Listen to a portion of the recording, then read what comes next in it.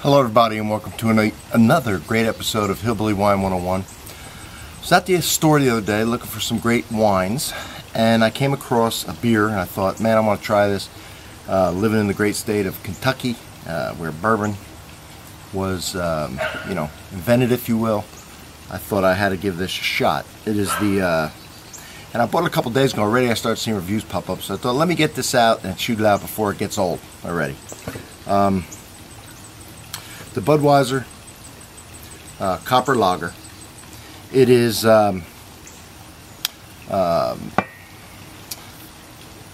it's not put in bourbon barrels. They take bourbon barrels apart and they take the individual staves from Jim Beam barrels and they put it in the beer as it's aging.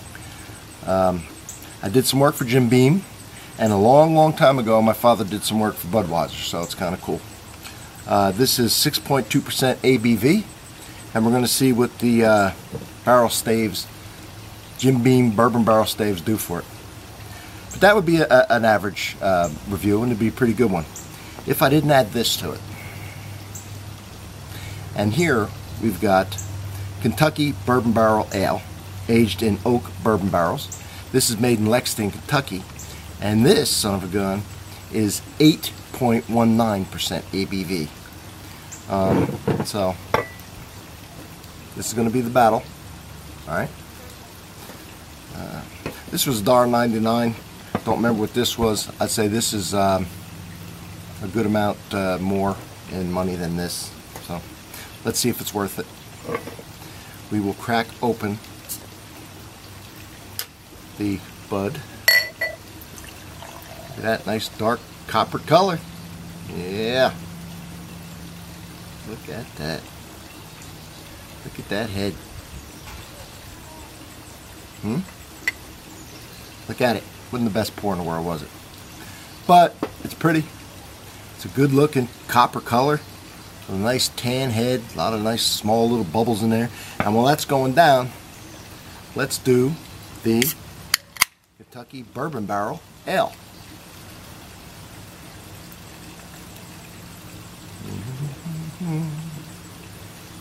How fun is this? This one's a whopper, man, as far as the ABV goes. Alright. Did a little better job on that pour. So, get the rest of this in here. Alright. Here we go. Got the Budweiser versus the Kentucky Bourbon Barrel Ale. Budweiser over here, right here. And as you can see, it is darker. It is a darker color.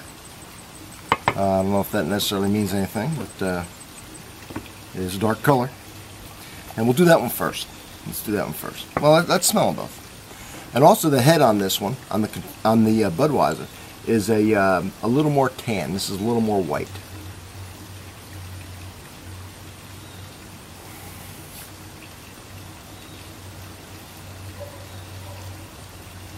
Damn, hit my nose with that. Got a nice toasty, this one here has got a nice toasty, really pleasant toasty, malty smell. I like it. I like the Budweiser smell.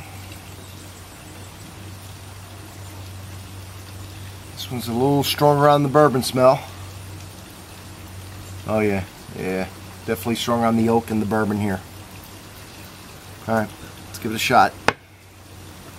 Budweiser.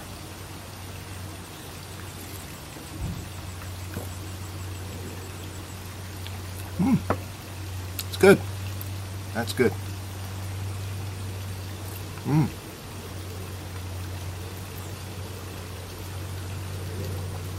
Oh yeah. Really tastes that bourbon influence and the oak influence.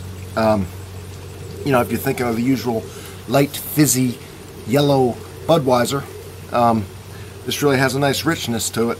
I like the rich oak vanilla flavor that I put in here, the toasted character, and the slight bourbon aftertaste. But yet it's still light enough. It if you're out amongst with the boys and they're drinking regular stuff, of course, there's a little higher ABV. But it's still light enough to pound them. Beer for beer. You'll be screwed a little bit on the ABV, but you'll be way ahead of the game on the flavor. Alright, let's try this bad boy.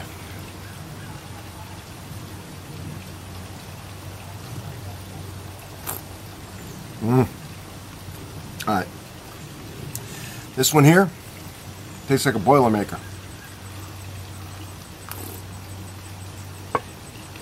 If you don't know what a Boilermaker is, it's a beer with a shot of whiskey, and they just dump the whole shot glass in the whiskey, or in the beer. It is a lot stronger tasting on the bourbon, way stronger. Oh yeah. Matter of fact, this tastes like bourbon with beer added. This tastes like beer, Budweiser, with bourbon added. Big difference.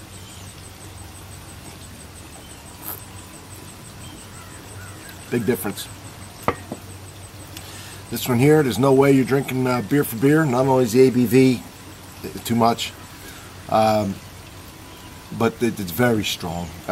This is great for, you know, you're drinking some yellow fizz, and every 3 or 4 maybe you put one of these babies down for a change of pace and some flavor. Or you're drinking different kinds, you try one of these, you know. But, excuse me, I screwed that one up. You try one of these. This is good for the, you know, every 3rd or 4th one. Or you're drinking a bunch of craft beers or whatever, and this is one of them. Or you're just sipping 1 or 2 and you want to make it count with the high ABV and the intense flavor, then you go with this. If you're a bourbon drinker and you're really curious, go with this. If you're just pounding them down and you want something a little more flavorful than the regular yellow fizz, then this is the way you go. Get a little more alcohol and you get a little more flavor. So that's it. Now I described that Bud pretty good. Let me get back to the thing was so overwhelming with the whiskey that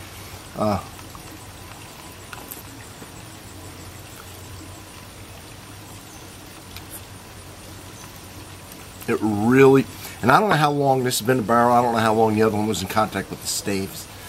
But this really has a bourbon influence, not only from the strong bourbon flavor, but everything that comes with it. The vanilla, the oak,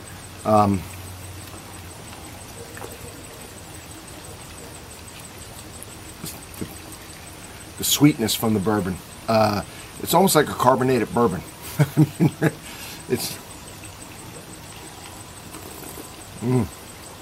yeah, really strong bourbon. Really strong characteristics of the bourbon. You know, just the sweetness, the oak, the toastiness of the charred barrel, the vanilla. This has that too, but a much way down the scale. Matter of fact, this is so strong, the Kentucky, that after drinking this, you really can't taste this. Drink regular Bud and taste this, yeah. Do this by itself, yeah. Do this and this, no. So there it is. So it's a big difference. And I think that describes it. To give you an idea of whether or not you want to try either one of them, or both of them. If you're a bourbon drinker, I'm telling you, got to give this a shot. Regular beer drinker, you like Budweiser, you want to try something a little different, a little extra flavor, but still in line with the Bud drinker palate, so to speak, then you might want to give this a shot. But if you're Coors Light, Mick Ultra, no. Absolutely no. Alright? It's not going to work for you.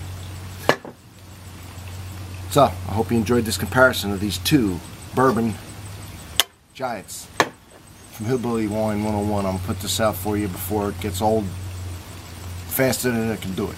Alright. Cheers, everybody. Thanks for watching.